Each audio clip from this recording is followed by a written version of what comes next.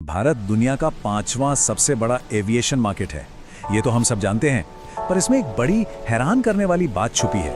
वो ये कि एयरपोर्ट्स की संख्या के मामले में हम अमेरिका से बहुत पीछे हैं। लेकिन अब ये पूरी तस्वीर बदलने जा रही है और इस बदलाव की जो कहानी है ना, वो शुरू हो रही है गुजरात से।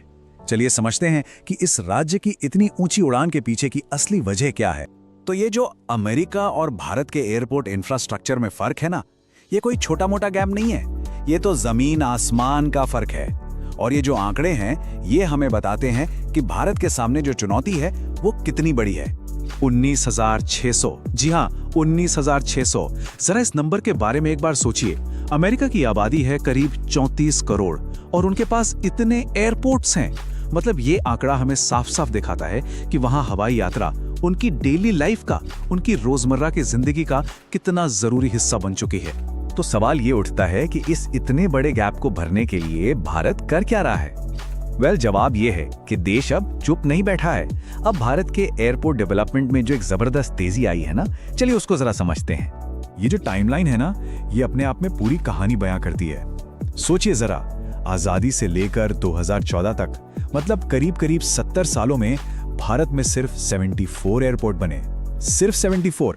और फिर देखिए पिछले बस एक दशक में क्या हुआ, ये संख्या डबल से भी ज्यादा होकर 170 के पार पहुंच गई है। ये जो रफ्तार है, ये सच में कमाल की। और देश की इस बड़ी उड़ान वाली कहानी में एक हीरो बनकर उभर रहा है गुजरात। जी हाँ, यही वो राज्य है जो इस पूरे इंफ्रास्ट्रक्चर ड्राइव को लीड कर रहा है और एक तरह से बाकी देश के लिए पेस सेट कर रहा है। एक बात यहां समझनी बहुत जरूरी है कि गुजरात ये सब कुछ जीरो से शुरू नहीं कर रहा है। ऐसा नहीं है कि वहां कुछ था ही नहीं। राज्य के पास पहले से ही एक काफी मजबूत एविएशन नेटवर्क की नींव है और अब बस उसी नींव पर एक और भी बड़ा और शानदार भविष्य बनाया जा रहा है।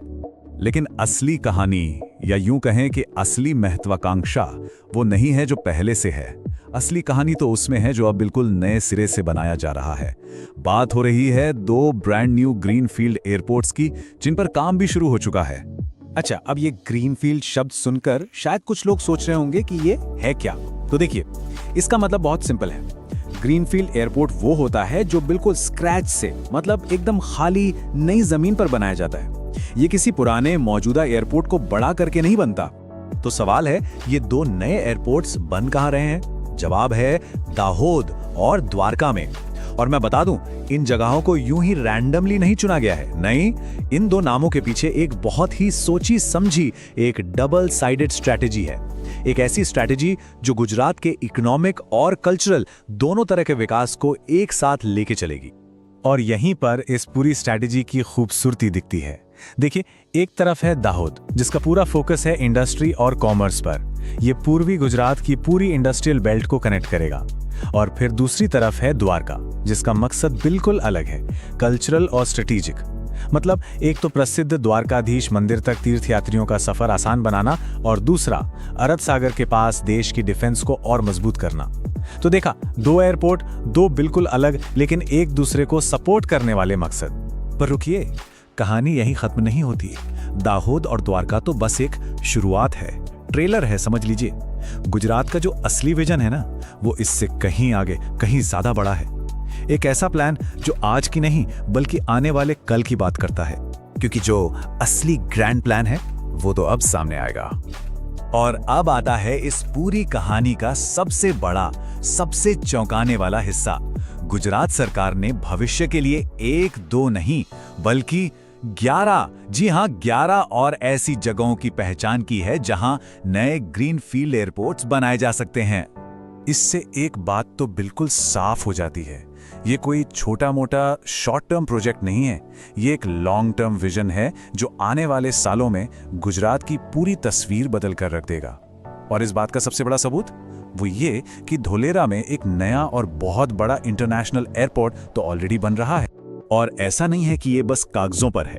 उम्मीद की जा रही है कि धोलेरा एयरपोर्ट दिसंबर 2025 तक ऑपरेशनल भी हो जाएगा। तो ये सब जब एक साथ मिलकर देखेंगे तो गुजरात के एविएशन सेक्टर की एक ऐसी जबरदस्त तस्वीर बनती है जो राज्य को सीधे दुनिया के नक्शे पर और मजबूती से खड़ा कर देगी। तो गुजरात के इस कहानी से निकलकर अब एक बड़े सवाल पर आते हैं जो कुछ भी हो रहा है, क्या यही एक विकसित भारत के सपने की तरफ बढ़ते कदम है? आखिर भविष्य में होने क्या वाला है? इन सारी डेवलपमेंट्स को देखकर तो एक बात कही जा सकती है, ऐसा लगता है जैसे भारत का भविष्य अब जमीन पर नहीं, आसमान में लिखा जा रहा है।